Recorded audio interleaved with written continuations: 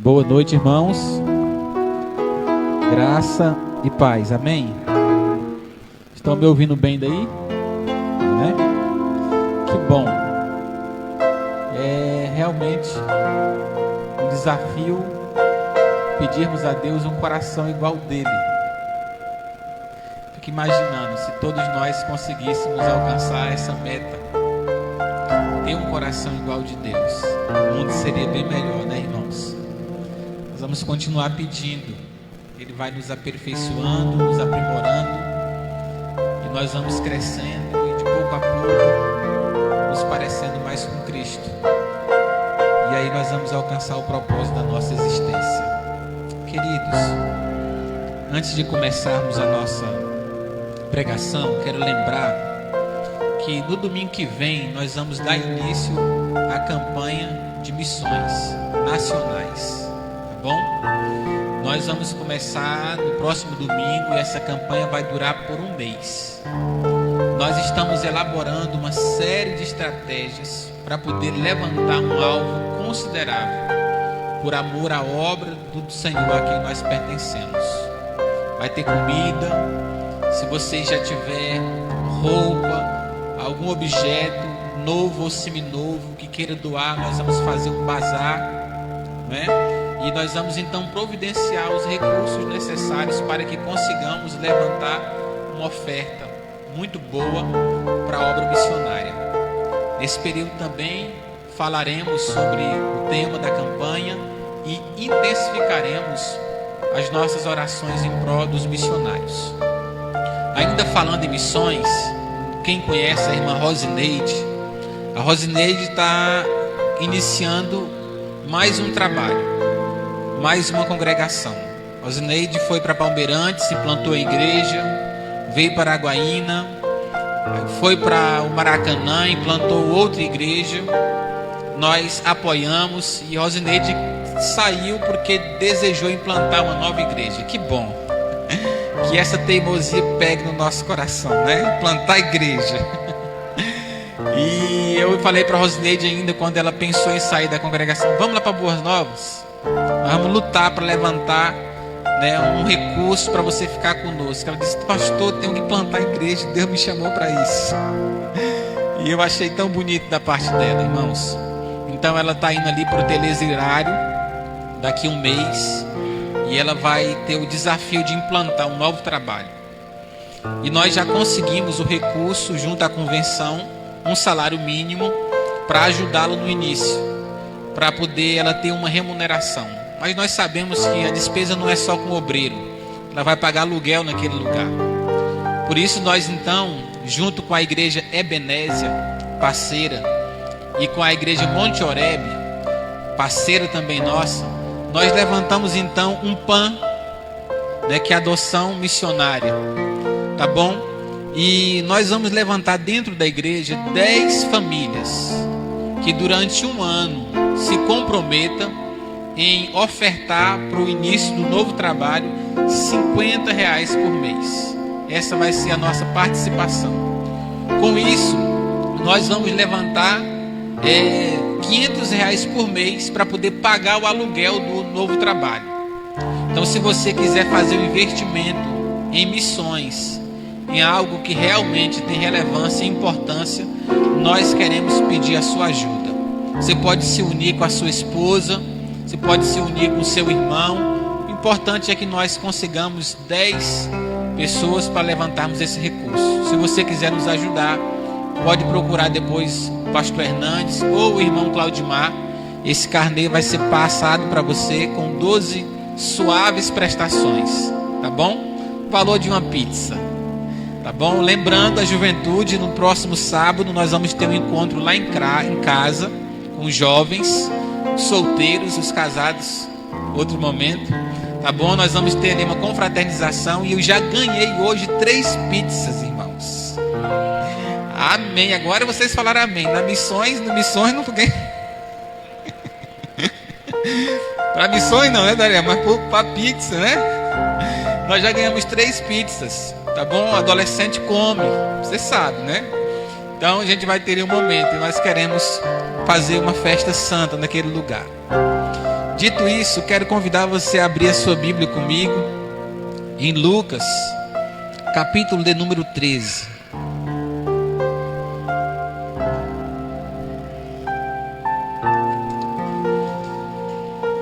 Versículo de número 6 até o versículo de número 9.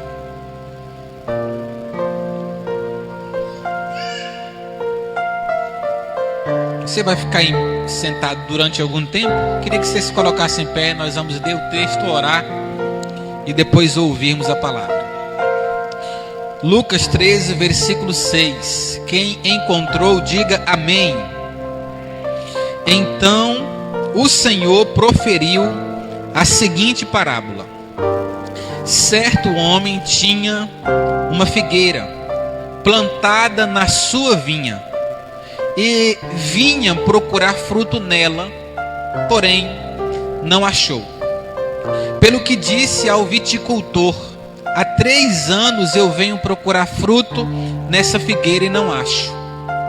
Podes cortá-la. Para que ela está ainda ocupando inutilmente a terra? Ele, porém, respondeu: Senhor, deixa ainda este ano, até que eu escave ao redor dela e ponha estrume. Se vier a dar fruto, bem; se não, podes mandar cortá-la. Curve sua cabeça. Senhor, nós estamos mais uma vez expostos às Escrituras, na compreensão que ela é suficiente para poder mudar a história da nossa vida, porque a tua palavra, ela é perfeita e segundo ela mesma, ela restaura as nossas almas.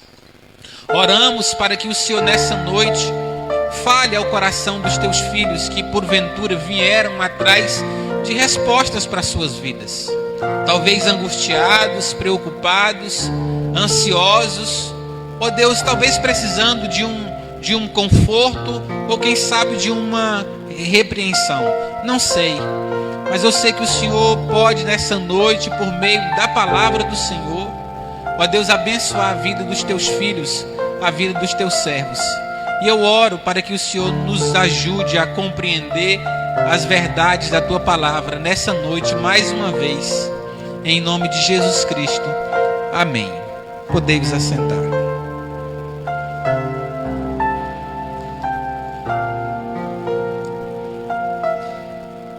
Ao longo dos anos, lendo as Escrituras e observando aquilo que nelas se contém, eu tenho aprendido que a palavra ela é pesada. Há alguns textos nas Escrituras Sagradas que nos mostram justamente o peso que o Evangelho tem. Quando nós vamos tentar vivê-lo, nós vamos perceber que parece que é mais pesado ainda, porque a teoria do Evangelho e a prática do Evangelho são duas coisas distintas. Também tenho aprendido que a Bíblia, ela é preventiva, mas a Bíblia também ela é remediativa. A Bíblia serve para nos livrar de situações complicadas. A Bíblia serve para nos alertar de problemas que podem acontecer.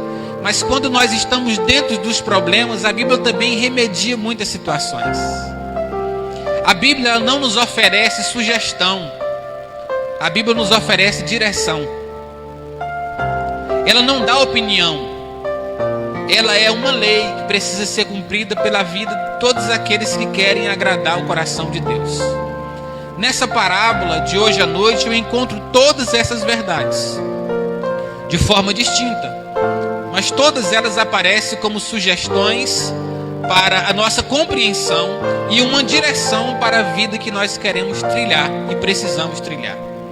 Esse texto é reconhecido como a parábola da figueira estéril. Na nossa aula de EBD, hoje, na parte da manhã, o nosso professor terminou falando uma deficiência da igreja. E ele disse que uma das deficiências da igreja é a esterilidade, a incapacidade de produzir, de gerar.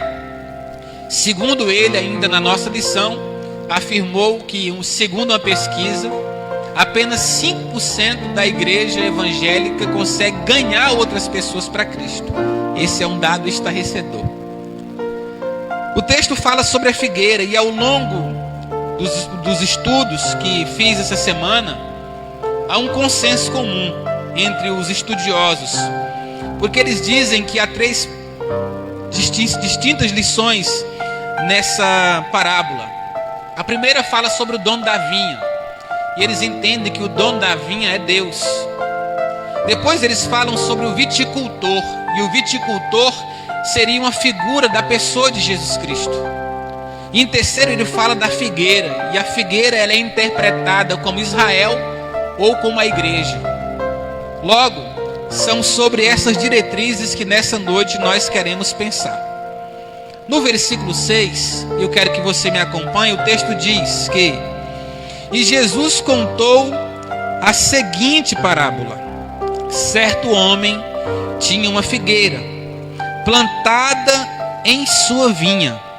Vindo procurar fruto nela, não achou.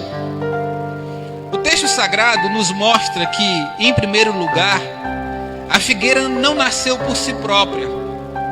O texto diz que ela foi plantada. Logo, nós percebemos que a figueira não tem vida a partir de quem ela é. Ela tem vida a partir de quem a plantou. A humanidade, da mesma forma, não tem vida em si, por causa de si. Nós compreendemos que a nossa origem, a pergunta filosófica que atravessa os milênios, da onde viemos, é encontrada quando nós olhamos para as Escrituras Sagradas, porque percebemos que nós viemos de Deus. A igreja, da sua mesma forma, tem a origem em quem Deus é, porque Ele é o alfa, Ele é o ômega, Ele é o princípio de todas as coisas e Ele é o fim de todas as coisas. Então essa figueira ela tem uma origem, mas ao mesmo tempo o texto nos revela que a figueira não somente tem uma origem, mas tem lá um propósito para a sua existência.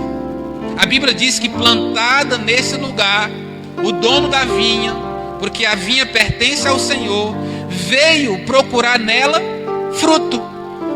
E ele não encontrou. Qual é o propósito da nossa vida? Qual a razão de nós existirmos? Também essa é uma pergunta feita pela filosofia ao longo dos milênios. Qual a razão da nossa existência? Por que você está aqui? Por que você nasceu? Por que nós existimos? E aí cada quem vai respondendo segundo a sua própria filosofia de vida. Uns acham que cresceram para influenciar o mundo. Outros acreditam que nasceram para poder construir uma grande empresa. Outros acreditam que nasceram para ter uma bela família, para encontrar felicidade, para conduzir pessoas. Bem, isso é respondido de acordo com a percepção de cada pessoa. Mas o texto sagrado diz que a figueira que foi plantada, ela foi plantada com o propósito de frutificar. Essa é a razão da existência da igreja. Essa é a razão da existência humana. Essa é a razão daqueles que se encontraram como discípulos de Cristo Jesus. Dar frutos. Nós não estamos aqui por acaso. Nós não estamos somente passeando neste mundo. Deus nos plantou neste mundo com propósitos específicos. Por isso Ele veio buscar fruto nessa figueira. Quando nós lemos a Bíblia em João, no capítulo de número 15, no versículo de número 16, na parábola da videira, a Bíblia diz que não foram vocês que me escolheram, mas foi eu que escolhi a vocês e vos designei para que vades e deis fruto. Percebe? Designei, desígnio, propósito de vida. Nós fomos escolhidos para frutificar. E é certo que há muitos tipos de frutos que nós podemos dar. Alguns olhariam para esse texto e diriam: é o fruto do Espírito. Claro, pode ser também. Outros olhariam para esse texto e entenderiam fruto como qualquer coisa boa que fazemos ao Evangelho. Outros olhariam para esse texto e diriam que frutos são boas obras. Ok, tudo isso pode ser de fato uma realidade na nossa vida. No entanto, nós não podemos nos esquecer que nenhum criador cria algo sem um propósito previamente estabelecido. E provavelmente, olhando para as páginas das Escrituras Sagradas, o propósito da igreja é justamente glorificar o nome do seu Senhor. E glorificando, fazer o bem. E glorificando, exercitar o fruto do Espírito. E glorificando, propagar o seu nome. E glorificando, amá-lo. E glorificando, servir ao próximo. E cada um de nós, porque glorificamos o seu nome, passamos a frutificar dentro da competência da árvore e da espécie que nós mesmos somos. Cada um vai frutificar de uma forma, porque todos nós somos árvores diferentes, embora o texto mencione a parábola da figueira.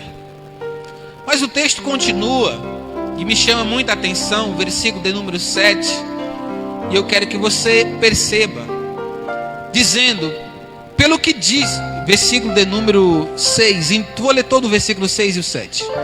Então o Senhor preferiu a seguinte parábola: certo homem tinha uma figueira plantada na vinha, e vindo procurar fruto nela, não achou. Pelo que disse ao viticultor: há 3 anos eu venho procurar fruto nessa figueira, e não acho. Pode cortá-la, porque ela está ocupando inutilmente lugar na terra. Olha só que coisa interessante. O texto sagrado agora nos mostra o papel do dono da vinha, que nós já estabelecemos e reconhecemos como Deus. E o versículo nos mostra algumas características dele. E a primeira característica dele é a sua longanimidade. Aqueles que trabalham com figos sempre afirmam que uma figueira ela passa a ser apta a frutificar com 2 anos de plantada. No entanto, não somente tinha chegado o tempo certo de frutificar, mas o texto sagrado mostra que o autor, o dono da vinha, veio procurar fruto 1 ano. E ele não encontrou. O texto diz que ele repete isso pela 2ª vez, procura fruto de novo. E ele não encontrou. O texto diz que ele volta o 3º ano em seguida. E ele não encontrou o fruto. O que está em pauta aqui é a longanimidade de Deus. Ele fez um investimento na figueira, ela não lhe trouxe os resultados esperados, pelo contrário, não trouxe nenhum resultado. No entanto, o texto mostra ele sendo longânimo, esperando ela frutificar, esperando o momento em que ela reaja, esperando o momento em que ela se desperte. E a Bíblia Sagrada é enfática em nos mostrar que Deus ele é longânimo em se irar. Pedro, quando escreveu a sua 2ª epístola, no capítulo 3, versículo 9, referindo-se à volta de Cristo, ele disse que Deus não retarda a sua promessa, como alguns julgam demorada. Pelo contrário, ele é longânimo para com todos, não querendo que ninguém pereça, antes que todos cheguem ao arrependimento. Deus é longânimo. Por que Deus não voltou até agora? Pedro está dizendo, ele está dando uma oportunidade para nós nos arrependermos. Por que Cristo não regressou até agora? Porque ele está dando oportunidade para nós consertarmos as nossas vidas. Irmãos, e que bom a longanimidade de Deus. Disse eu na EBD, domingo passado, domingo atrasado, eu fico muito feliz por Jesus não ter voltado 13 anos atrás. Porque se ele tivesse apressado, ele teria voltado antes de eu ter me convertido. E se ele tivesse voltado antes da minha conversão, eu estaria perdido. Graças a Deus pela longanimidade do Senhor. Sabe, mas ele também é longânimo para contigo. Perceba quantas vezes Deus já não te exortou acerca das mesmas situações que você está vivendo. Misericórdia, longanimidade, esperando o momento de você cair a ficha e perceber que a sua vida só terá sentido quando você estiver arrolado aos propósitos dele para a sua existência. Ele levando você a compreender que a felicidade não é ter, a felicidade é ser aquilo que ele projetou você para ser nessa vida. É por isso, irmãos, que Deus vem nos dando, nos ensinando. No entanto, o texto também nos revela que a longanimidade de Deus, ela tem fim. Embora Ele seja longânimo, Ele não é longânimo eternamente. O texto demonstra que Ele chegou com a sentença estabelecida, corta, porque eu esperei, porque eu esperei, porque eu esperei, porque eu plantei, porque ela não traz o retorno que espero, e eu estou vindo todos os anos, mas ela não frutifica. Então corta. Às vezes nós pegamos a ideia da misericórdia de Deus, né? E a gente às vezes confunde a misericórdia de Deus com a longanimidade de Deus. São duas coisas distintas. Em Lamentações, a Bíblia diz que a misericórdia de Deus não tem fim, mas a paciência dele tem. Se você ler as Escrituras, você vai perceber Deus perdendo a paciência com uma série de pessoas. A história nos revela os grandes juízos de Deus sobre a vida de pessoas que se esqueceram que a paciência de Deus tem limite. E que continuaram vivendo da mesma forma, no mesmo erro, na mesma caminhada, sem nenhuma pretensão de mudar. Por isso é importante a gente olhar para essa questão, porque à luz desse texto nós vamos perceber que frutificar para a figueira é uma questão de vida ou de morte. Está frutificando, permanece. Não dá fruto, corta. E quem é cortado, morre. E quem morre, acaba a sua existência. Logo, nós como igreja, nós não temos a opção. Nós temos de frutificar. Porque senão a poda vai chegar. A poda não, o machado vai chegar. E nós vamos ser arrancados, irmãos. Nós vamos ser arrancados. Quando nós olhamos para esse texto, nós percebemos, ainda em João 15:2, o texto dizendo que todo ramo que estando em mim e não dá fruto, esse corta e lança fora. Agora pare para pensar nessa realidade. Jesus Cristo que vem até você, Ele está encontrando fruto em sua vida? Quais são os frutos para o Evangelho que a sua vida está proporcionando? Porque nós percebemos, irmãos, que nesse tempo tem muitas pessoas achando que pode servir a Deus do seu próprio jeito. E esse é um equívoco, irmãos. Nós não podemos servir a Deus do nosso jeito. Saul tentou servir a Deus do jeito dele, não deu certo. Davi tentou servir a Deus do jeito dele, não deu certo. Ananias e Safira tentaram servir a Deus do jeito deles, não deu certo. E eu quero dizer que aplicando-se à nossa vida também não vai dar certo. Só tem um jeito de servir a Deus, do jeito de Deus. E o jeito de Deus é que nós frutifiquemos para o seu reino. É que nós consigamos produzir algo que verdadeiramente agrade o seu coração. Por isso ele pergunta: por que ela ainda está ocupando inutilmente lugar?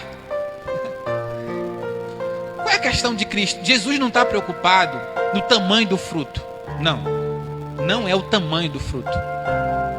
Ele não está questionando a qualidade do fruto. Ele não está questionando a quantidade dos frutos. Ele está questionando a ausência de frutos. Frutificar pouco ainda é tolerável para o dono de uma vinha. Mas não frutificar nada é que é o problema.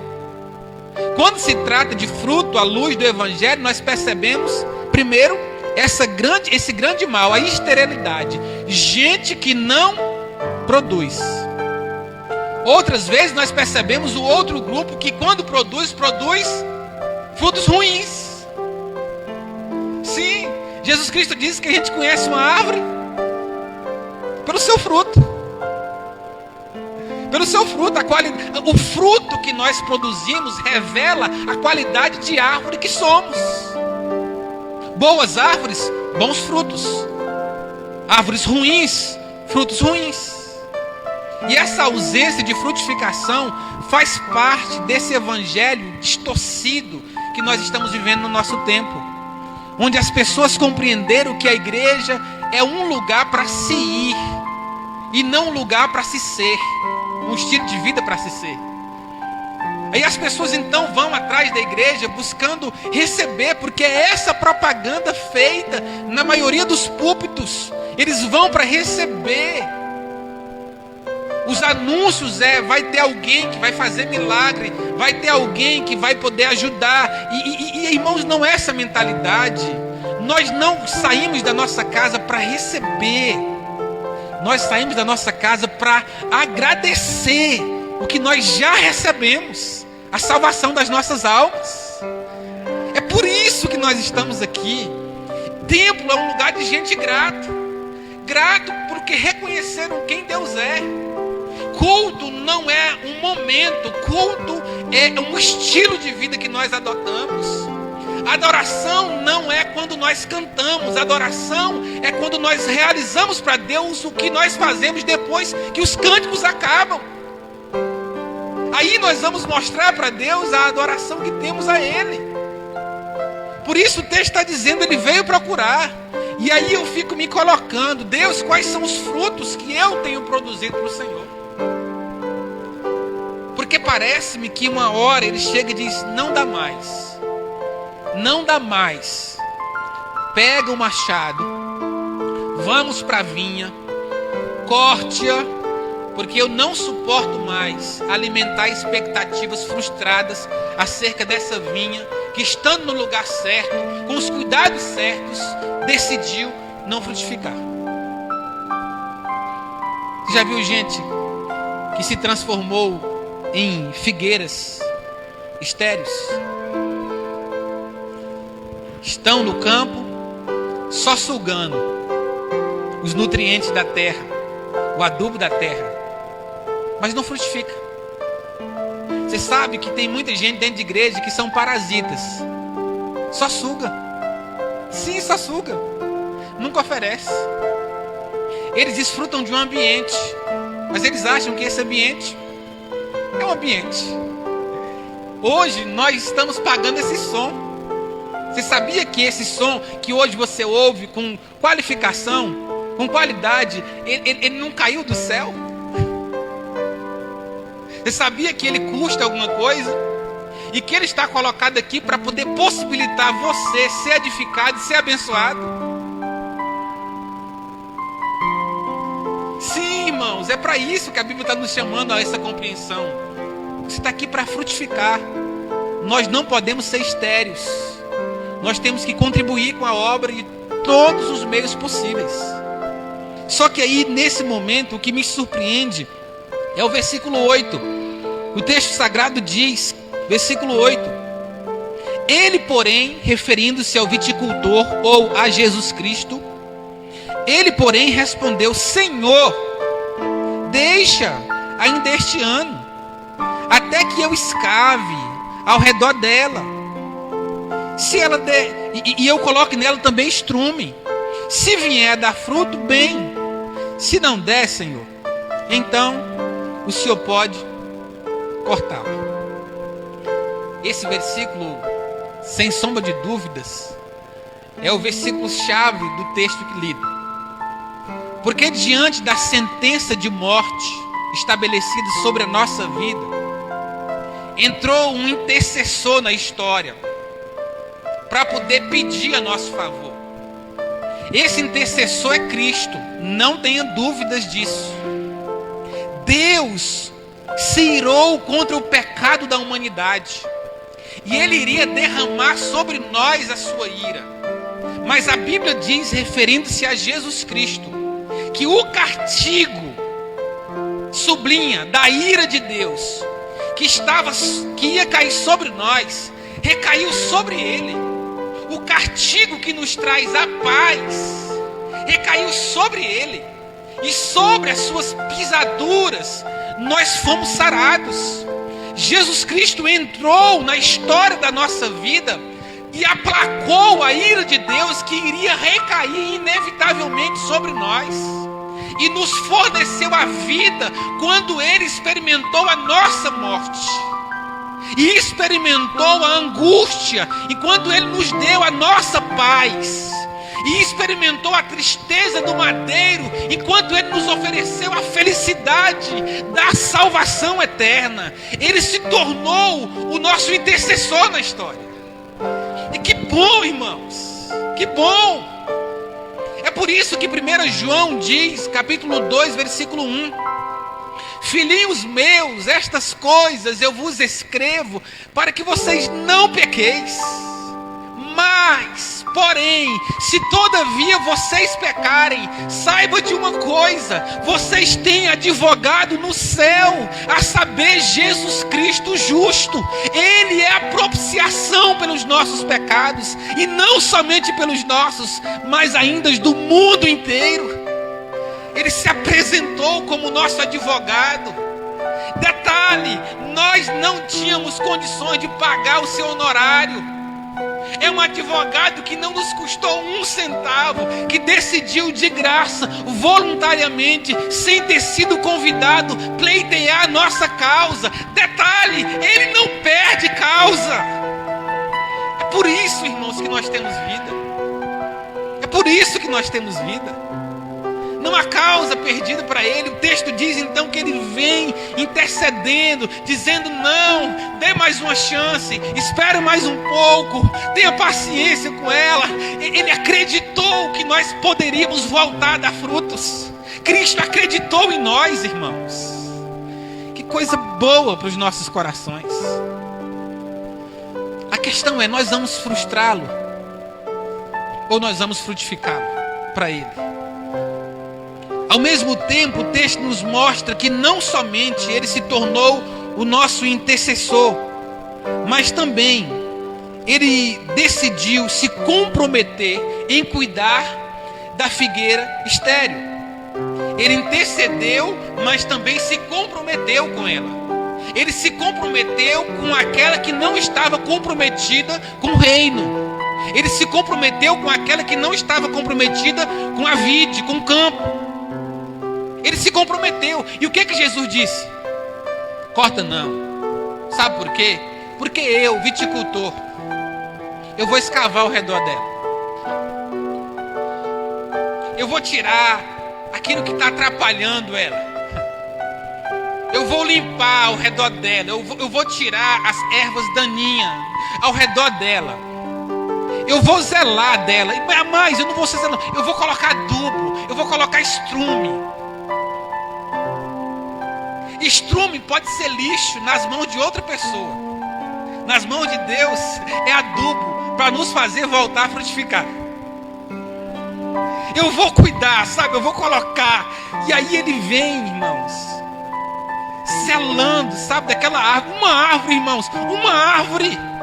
O texto não diz que eram várias figueiras. Não, o que está em pauta não é só o desejo de ter fruto. O que está em pauta é de ver a figueira bem, produzindo, saudável. E ele vai então cuidar daquela única figueira.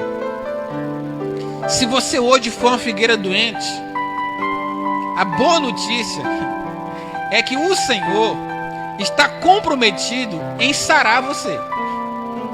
O texto diz que ele foi cuidar. E aí, quando eu leio os Salmos, capítulo 40, versículo 17, o salmista disse algo que todos nós precisamos aprendermos. Ele disse: eu sou pobre e necessitado, porém o Senhor cuida de mim. 1 Pedro 5,7, Pedro disse: lançando sobre ele toda a vossa ansiedade. Por quê, Pedro? Por quê? Pedro disse: porque ele tem cuidado de vós. Sabe, pega essa ansiedade, Pedro está dizendo, jogue sobre ele, lance. Não fique com ela no peito, não. Arremesse sobre ele esse peso da sua alma. E tenha certeza de uma coisa: ele não cuidou. Pedro não fala no pretérito.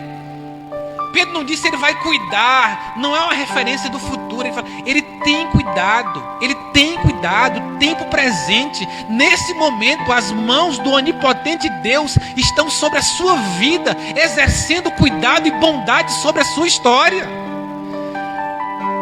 Deus está cuidando, irmãos. Às vezes nós percebemos o cuidado dele. Outras vezes nós não conseguimos ver. Mas não é porque nós não estamos vendo que significa dizer que ele não está exercendo o cuidado. Ele está cuidando. Às vezes Deus cuida de nós dizendo sim para uma oração que nós fazemos. Outras vezes Deus cuida de nós dizendo não para uma oração que nós fazemos. Às vezes Deus cuida de nós colocando pessoas abençoadas do nosso lado. E às vezes Deus cuida de nós tirando pessoas amaldiçoadas do nosso lado. Às vezes Deus cuida de nós dando um namorado para essa moça solteira. E às vezes Deus cuida dela arrancando o namorado da vida dela. Nem sempre o cuidado de Deus vem na perspectiva do que nós esperamos. Às vezes é diferente, mas Ele está cuidando. Ele está cuidando. Ele está cuidando, irmãos. Deus já levantou pessoas para cuidar de mim em tempos importantíssimos. Eu sempre tenho uma experiência de vida pessoal que eu sempre guardo no meu coração. Quando eu cheguei em Araguaína, não tinha condições de sobreviver. Eu chorei na madrugada. Meu aluguel estava vencendo. Já estava com 3 meses, eu tinha chegado. E paguei 2 meses de aluguel adiantado e o dinheiro acabou. Não sei porquê. Seminarista geralmente é rico. Mas o dinheiro acabou. E aí eu fui orar naquela madrugada. 3 da manhã, orar e chorar. Falei, Deus, eu vou voltar para Pedro Afonso envergonhado, porque eu não tenho condições de cuidar de mim aqui. E eu queria que o Senhor me ajudasse. Naquele momento de solidão, de desespero, de frustração, eu orei, chorei e no chão da kitnet dormi. Quando deu meia hora depois, meu telefone toca. E a irmã Inara, muito conhecida nossa, ligou. E quando eu olhei, ela falou, irmão Hernandes, o que está acontecendo com você? Porque eu acordei aqui com meu coração angustiado e sonhei com você chorando muito. E eu queria saber o que está acontecendo. Por favor, não me esconda. Irmãos, eu me derramei de choro, mas já foi de alegria, porque eu percebi que as minhas lágrimas não passaram desapercebidas aos olhos do Deus que estava cuidando da minha vida. E ela disse, me fala. Eu falei, eu não tenho dinheiro. E ela disse para mim, olha, eu quero fazer um compromisso com você. Durante 1 ano eu quero pagar o seu aluguel. Aquela mulher era professora, irmãos. Durante 1 ano aquela mulher me mandou R$400 para eu poder cuidar da minha vida. E eu percebi de uma coisa, Deus está cuidando. Deus estava cuidando de mim naquele momento. E Deus permaneceu cuidando de mim em outros momentos mais difíceis que eu passei. E de todas as dificuldades que eu experimentei, nenhum dia, um dia, eu vivi sem a convicção de que Deus estava cuidando da minha vida. Isso tem me ajudado a ficar menos ansioso, menos preocupado com o amanhã, porque eu sei que no amanhã Deus já chegou, Deus já está lá. Ele não precisa do tempo, Ele já chegou lá. E Jesus então vem dizendo, deixa, eu vou cuidar. Aí o texto sagrado ainda nos diz que Ele nos deu um tempo. Ele diz, no ano que vem, porque 1 ano era o tempo que a figueira precisava para frutificar. De ano em ano ela frutifica. Ele diz, no ano que vem eu volto. Então percebe que Ele nos deu tempo, mas não nos deu todo o tempo. 1 ano é uma medida de tempo. Aparentemente não é muito demorado, mas também não é muito curto. 1 ano são 365 dias. O que ele está dizendo para a figueira? Esse ano é o último ano. Você vai ter que consertar a sua esterilidade. Você vai ter que abandonar a preguiça de gerar. Você vai ter que tomar essa decisão de romper com algo que está te atrapalhando a avançar. Você tem 1 ano. Sabe, irmãos? Quantas pessoas partindo? Sabe? Quantas pessoas morrendo tão cedo? Agarrados ainda a esse mundo vil. Esse mundo perverso. Ainda na ilusão de construir suas vidas a partir do que esse mundo nos oferece. Irmãos, a nossa vida está passando. Nós não temos todo o tempo do mundo. Que bom seria, não sei se seria, se nós tivéssemos a oportunidade de saber quando a nossa vida iria findar. Mas esse pode ser o último sermão que você ouve, ou pode ser o último sermão que eu prego. Essa pode ser a última vez que você se reúne dentro de um templo para abraçar e para ouvir. Deus hoje, enquanto prega, está exercendo cuidado sobre você. É cuidado, é zelo com a sua eternidade. Ele está amando a sua vida. Então não abuse do tempo, irmãos. Não abuse das oportunidades. Compreenda uma coisa: o nosso tempo vai chegar ao fim. Às vezes mais rápido do que a gente imagina. Quando eu der aquela cólica de rins doida, aquela dor indescritível, e a esposa dirigindo o carro me levou para UPA, pensei, morri. Acabou. Não sabia o que era, uma dor daquela. 6 da manhã acordo, preparando para EBD, dia do pastor. Falei, é hoje, o pastor hoje vai bombar no templo, presente para todo lado. Aí bombou. A dor chegou. Com 15 minutos eu comecei a rolar igual lagartixa na areia quente. E comecei a dizer para a esposa, estou morrendo. Estou morrendo. Eu falei, meu Deus, a viúva nova, agora concursada, Senhor. Mas para nem eu... nem esfriar, né? Oh Deus, mata quem olhar para ela errado, Senhor, mata. Ok. Não morri. Graças a Deus você vai estar sendo velado por outros alguém. Então não perca a oportunidade de conscientizar as pessoas que estão no velório de que a vida delas é transitória. Irmãos, transitoriedade da vida é uma realidade que cada dia Deus me ensina mais sobre isso. Eu não tenho medo de envelhecer. Eu tenho medo de envelhecer e não amadurecer. Eu tenho medo de envelhecer e não aprender. Eu tenho medo de envelhecer e não gerar, e não frutificar, e não ensinar. Isso eu tenho medo.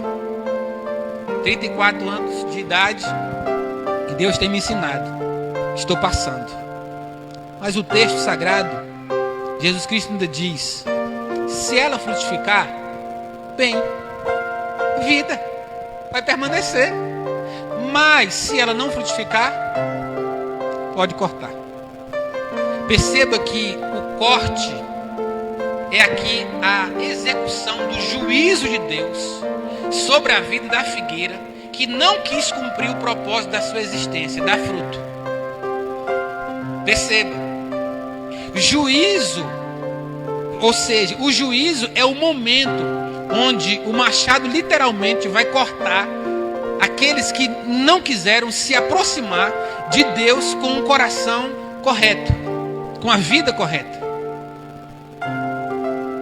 Olhe para as páginas da Escritura e você vai ver Deus dizendo que, em Mateus, que o reino de Deus é como uma grande rede que é lançada ao mar. E ela pega peixes de todas as espécies. Os bons, ele guarda no cesto. Os ruins, ele joga fora. Olha a parábola dos talentos, que a semelhança da parábola da figueira, o cara é condenado por se omitir em fazer aquilo para qual Deus o mandou, Deus o executou, Deus o ordenou. No juízo de Mateus 25, as pessoas vão ser condenadas também por omissão. Eu estive fome, e vocês? não me deram de comer, se omitiram em ajudar o próximo. Eu tive sede e vocês não me deram de beber. Eu estive nu e vocês não me vestistes. Eu estive preso e vocês não me visitaram. Perceba que o juízo ali é justamente pela omissão daquele povo em fazer o que Deus lhe mandou fazer. Então tem muita gente que não vai ser condenado porque fez o errado. Tem muita gente que vai ser condenado porque deixou de fazer o que era certo. Percebe? E é isso que a Bíblia está nos chamando para poder perceber. Só que ainda eu gosto da parábola, porque a parábola não tem um fim. Você percebeu? O que aconteceu no outro ano? Deu um ano. O que aconteceu? A figueira frutificou ou não frutificou? Não sabemos. O Senhor cortou a figueira ou não cortou? Ela permaneceu em vida ou não? Sabe por quê? Que essa parábola ela não tem fim? Porque essa parábola é sobre eu e essa parábola é sobre você. Essa parábola é sobre nós. Essa figueira tem nome. Sabe qual é o nome dessa figueira? É Regina. O nome dessa figueira é Silvia. O nome dessa figueira é Irmã Márcia. O nome dessa figueira é Irmão Gilmar. O nome dessa figueira é Darielma. O nome dessa figueira é Helena. Essa figueira somos nós. E quando é que nós vamos saber o fim dessa parábola?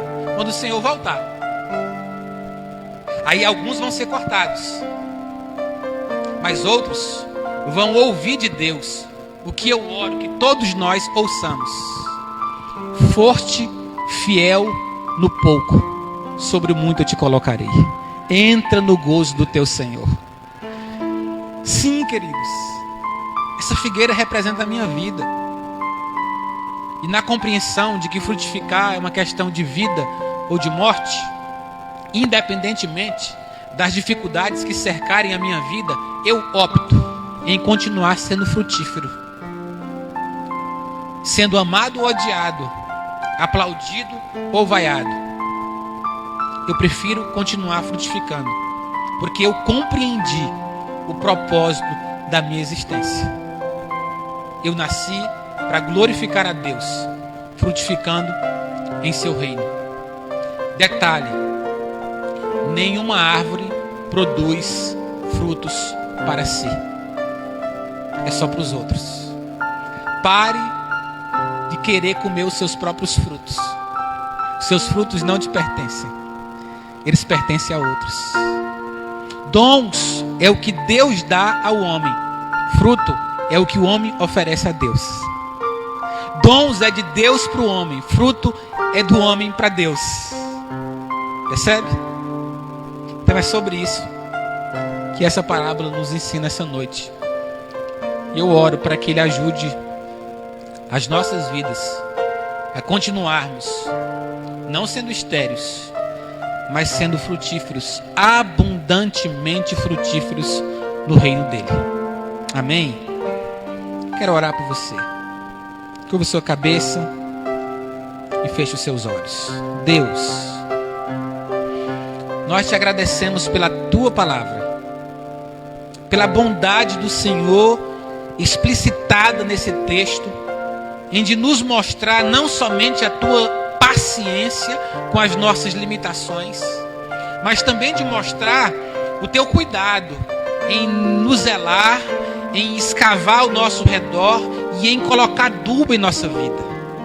Obrigado, Senhor, porque o Senhor está nos ensinando por meio desse texto que por mais difíceis que as nossas vidas estão sendo em relação à nossa espiritualidade, o Senhor ainda não desistiu das nossas vidas. Mas nos ajude, Pai, a não abusar e a compreender que algumas mudanças nas nossas vidas precisam ser tomadas rapidamente, porque o ano está passando, a nossa vida está passando, e nós não sabemos por quanto tempo ainda permaneceremos nesse lugar. Queremos sim voltar os nossos corações para Ti, para que o Senhor continue exercendo a Tua bondade em nós e nos dando a competência de sermos frutíferos no reino que o Senhor nos confiou. Faça dessa igreja, Pai, todos os dias igrejas de figueiras frutíferas, no que se diz respeito a amar o próximo, a acolher o próximo, a doar ofertas e dízimos para a manutenção do teu reino, a evangelizar, a discipular pessoas, a propagar o teu reino e, sobretudo, a adorar o teu santo nome.